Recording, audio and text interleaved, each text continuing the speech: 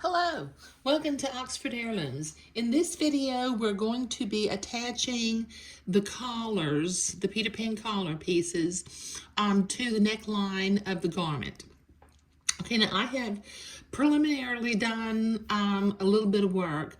As I mentioned in the last video, I put a T for top on both pieces of my collar, my Peter Pan collar, so that I would be very careful to make sure that my Moline lace is facing down when I attach it to the body of the garment.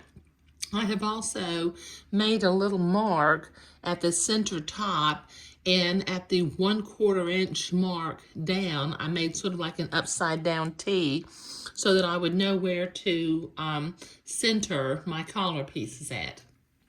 I have also pressed one side of my neck piece in by about 1/4 inch, and I folded the neckband piece in half, and I made a little blue mark in the center because when I pin this on, I'm going to begin in the center and work my way around to the outsides of the collar piece.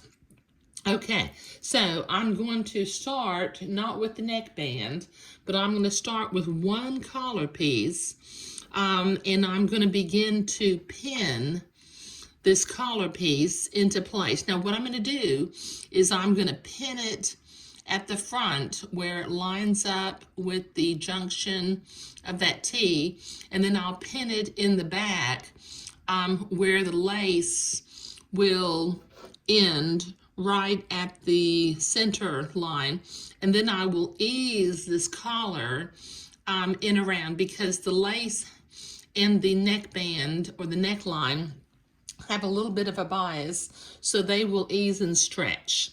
Okay, so let me put my first pin into the front. Let me see if I can get this lined up the way I want it to be lined up. Okay, let me put a pin in right here, and then I'm going to come to the back.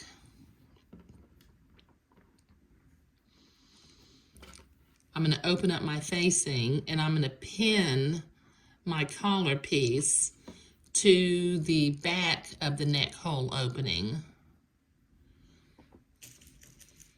And then I will proceed to ease it into place. Okay, since the lace is a little bit stretchier than the batiste of the back of the garment, I'm going to start pinning from the back, ease it along the neckline piece, and just pin it into place.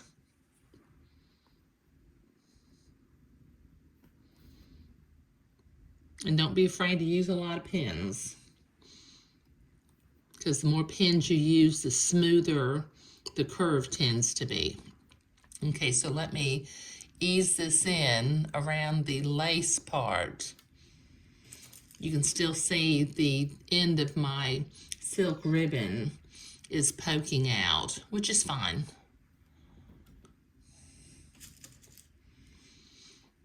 Put another pin in right here. Okay, now I'm going to come around from the other side. Okay, I think what I'm going to do is I've got my lace ending at the blue dot, which is the center back. I'm going to fold my facing over on the fold line and go ahead and pin that into place at the very back opening.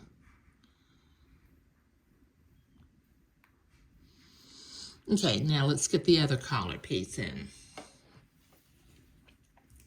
Okay, I'll start by pinning it at the front. And make sure I got my top up here.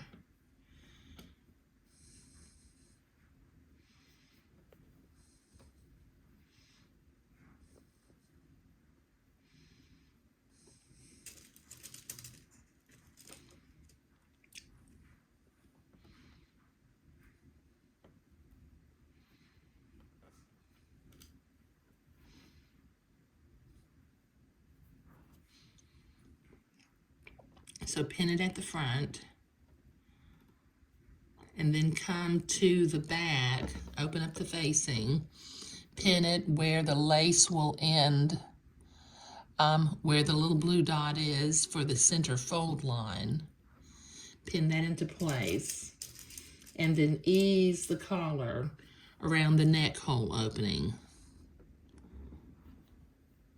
Start at the back where it doesn't ease quite as much, because the batiste, because it's cut almost on a straight grain right there, so it doesn't ease, but it will ease through the lace as it stretches around the neck hole opening.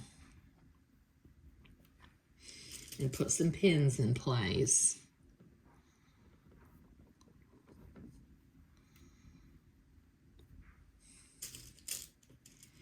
Now I haven't cut that ribbon off yet, just because I want to make sure the ribbon gets caught in the neck hole. Now I have checked my center front. Let me pin that again.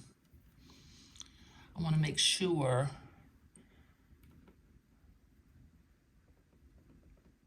the lace ends right at the junction of that T. There we go. Let me put a pin in right there.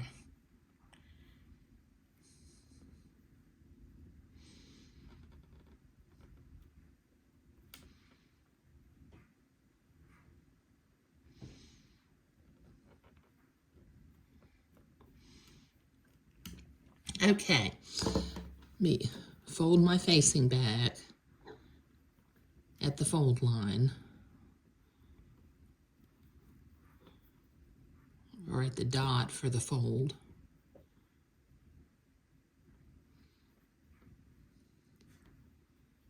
It's a little bit too far. There we go. Okay, now I'm going to come back and I'm going to start in the center again with my neckband piece. And I'm going to begin to ease this neckband piece along the neckline. Now it's cut on a bias, so it will ease. And since I folded it up a little bit, it's not quite as wide as it was originally when it was first cut. It should just ease along. Now I probably will put in a few more pins as I ease my neckband along the collar and the neckline opening.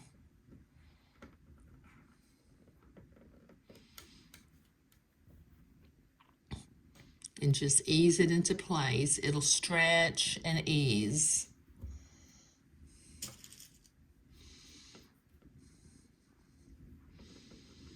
And once again, the more pins you use, the smoother it gets. You don't want to have any little puckers in the neckband. And then when I get around to this end, I will overlap the facing by about 3/8 or 1/2 of an inch. Okay, so let's ease that into place.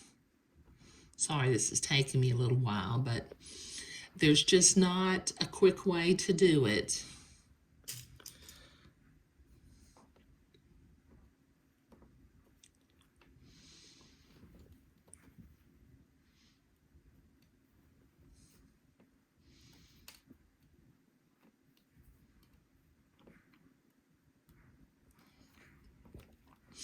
And just continue to ease it around the curve of the neckline.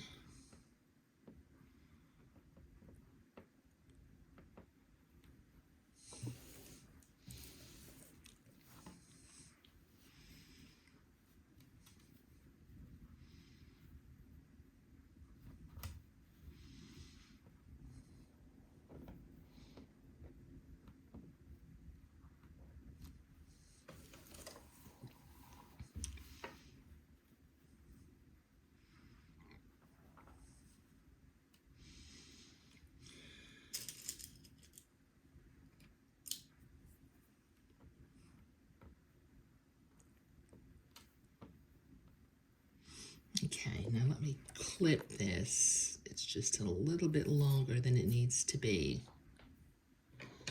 And finish pinning that into place by easing it.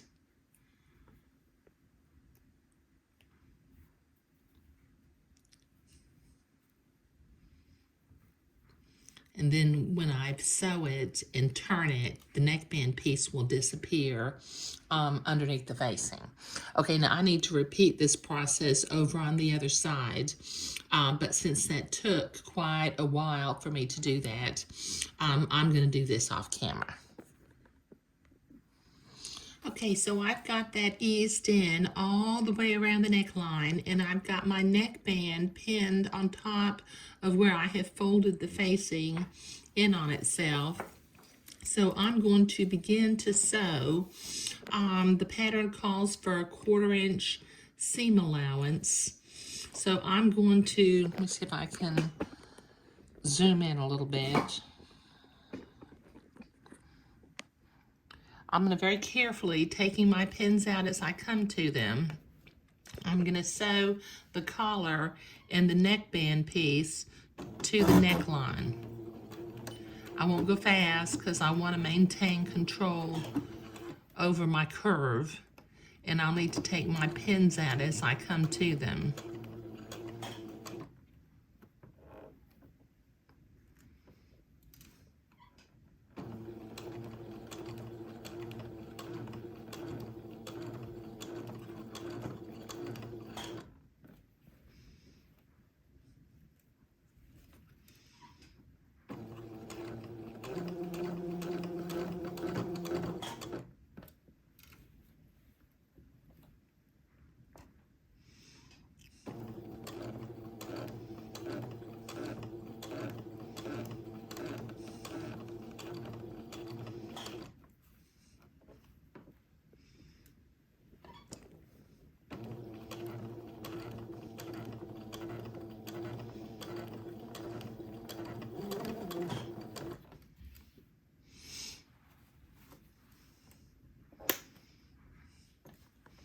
Like I said, there's no need for speed when you're doing heirloom sewing. It's better to go slow and maintain control, particularly over curves. And this neck hole opening, you know, is a large curve.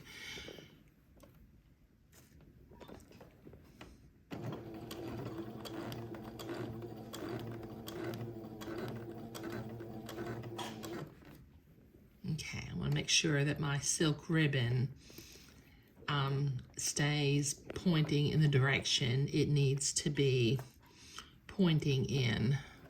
I think I've got it pinned into place also.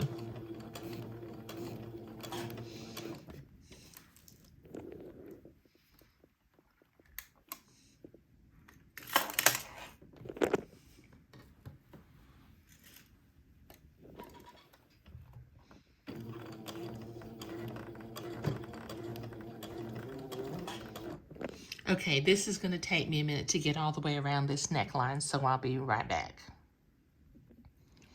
Okay, so I have that neckband sewed on all the way around the neckline, and when I check my front, you can see that it matches up. They just come to where they touch at the center front. Now, I need to be able to fold this seam to the inside and tack the neckband piece to the inside of the garment. So what I'm going to do next is I'm going to trim my seam allowance to about 1/8 of an inch. And then I'll see if I can turn it without making any notches. If I need to make some notches to get it to turn smoothly, I will do that. But sometimes a little 1/8 inch seam will have enough stretch where it turns in on itself just fine. But just trim it back to 1/8 of an inch all the way around. And I'll be trimming my ribbons at this point in time too. Okay, so this will take me a minute to get this trimmed all the way around the neckline. So I'll be right back. All right, I've got my seam trimmed to 1/8 of an inch, and when I was trying to fold it, it doesn't really fold as smoothly as I would like. So very carefully, I'm going to cut some little notches about every 3/8 of an inch along this 1/8 inch seam line, just being careful to not cut the seam line where I sewed the collar and the neckband piece on.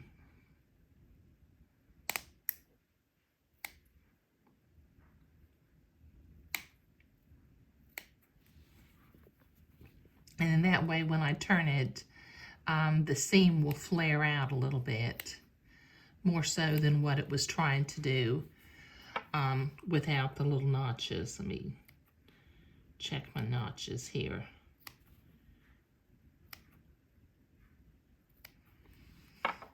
Okay, so this will take me a minute to get these notches cut all the way around, so I'll be right back.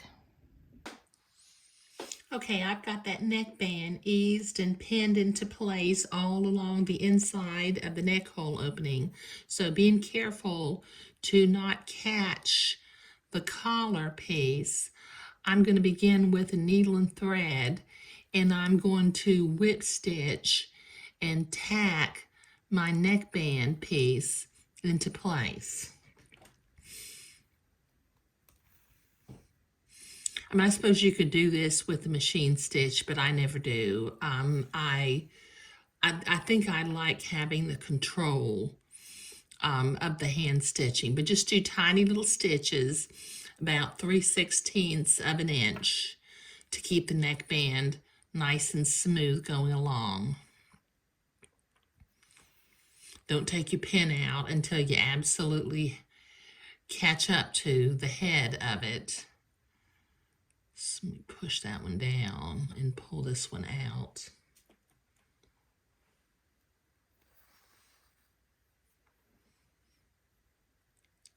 And just slowly sew the neckband to the inside of the garment. When you get to the lace, make your stitches even a little bit smaller because we actually have to tack it down to the lace.